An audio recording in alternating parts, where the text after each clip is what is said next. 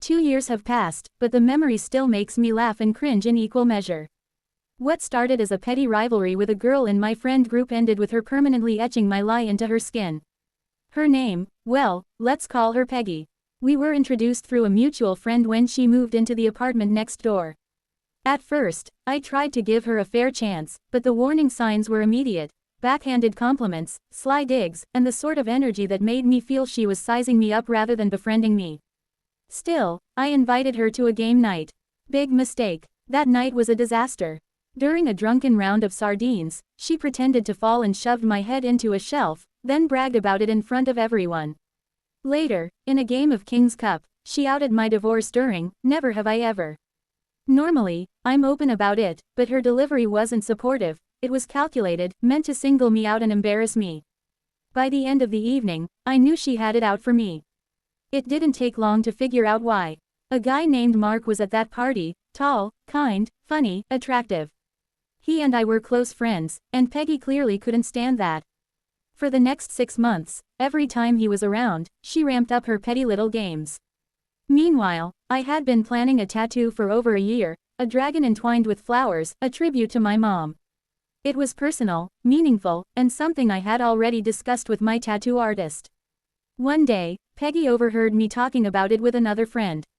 She immediately perked up, peppering me with questions. And I swear I saw the exact moment she decided she was going to steal the idea. A wicked grin spread across her face, and I thought, oh no, she's going to try something. That's when I had my lightbulb moment. When she asked for specifics, I lied. I told her how much I adored the movie Spirited Away, which I genuinely do, and launched into a story about watching it with my dad growing up. Then I added, it would be so cool if Haku, the dragon, was wrapped around my arm. Peggy had never seen the movie, so I encouraged her to check it out. And that was the end of it, or so I thought.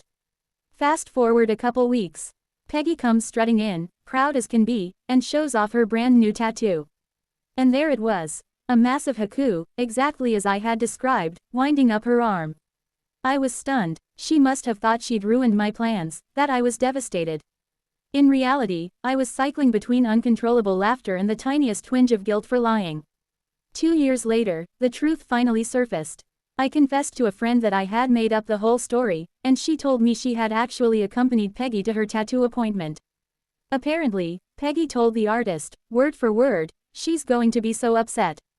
This is exactly the tattoo she wanted. That was the final piece of the puzzle. Peggy hadn't chosen that tattoo because she loved the design, or the movie, or even the art. She had chosen it because she wanted to beat me, to hurt me, to prove something. And in the end, all she did was brand herself with a permanent reminder of her insecurity. As for me, I still got my dragon tattoo, my real one, the one that means something to me. And whenever I see it, I smile. Because while mine honors my mom, hers is just the punchline of a joke she'll never live down.